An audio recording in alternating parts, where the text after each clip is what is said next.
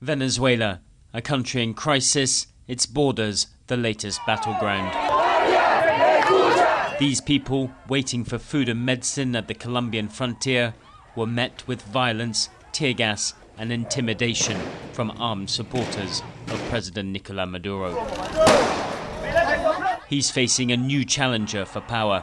Opposition leader Juan Guaido proclaimed himself as interim president earlier this year and has the backing of more than 50 countries, including the United States.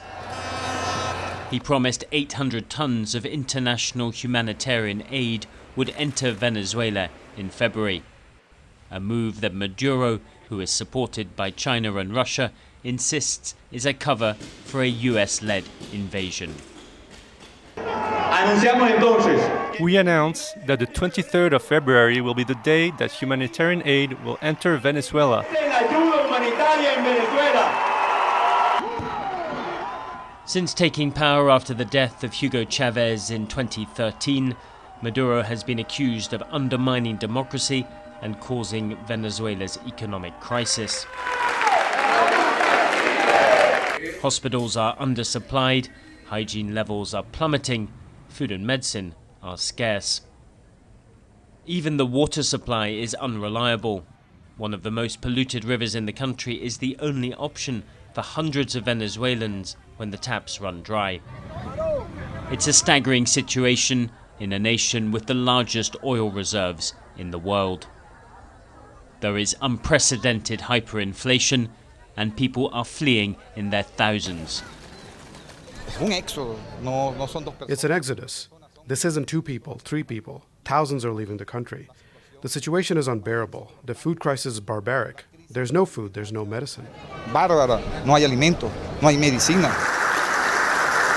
The US has imposed sanctions on Venezuela's state oil company and has frozen the bank accounts of top government figures. Yet Maduro remains in power. But it's the regular people who are suffering most. People like Glenny Hernandez. Her 15-month-old son Samuel has been diagnosed with severe malnutrition and weighs the same as a newborn baby. My family helped out a little and is still helping me. We are fighting, and thank God he has evolved well. That's the situation. The spark of hope that February 23rd could mark the first step out of the crisis was quickly snuffed out.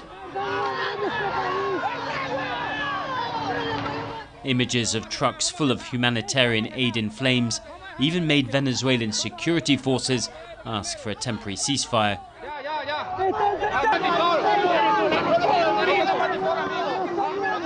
It was impossible to hold back the tears, the helplessness that we felt when seeing how many people die of hunger for lack of medicines, and seeing medicine burning, going up in flames. After days of clashes at the border with Brazil, no aid is allowed to enter. They are killing us with guns. There are 15 wounded. 1 woman is dead. Her name is Zoraida Rodriguez. She's dead. The government is killing us.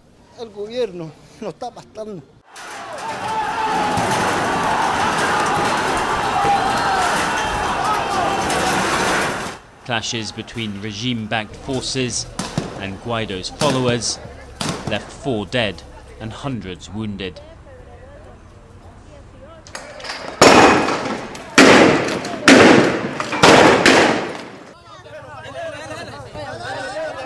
Three National Guard troops smashed through a security barrier on the Simón Bolivar Bridge to cross into Colombia and swear loyalty to Guaido.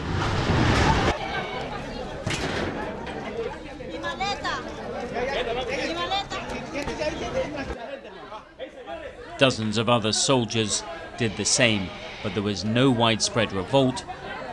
More containers blocking the border bridge appeared days after the deadly protest. For some, even the prospect of aid has come too late.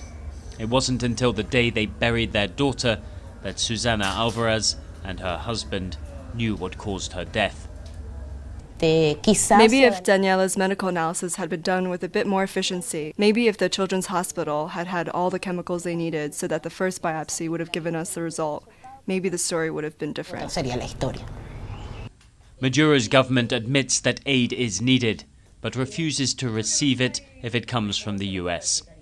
Guaido maintains that it will enter the country by any means. Yet for people like Susanna, nothing can be done to soothe the pain of losing a child.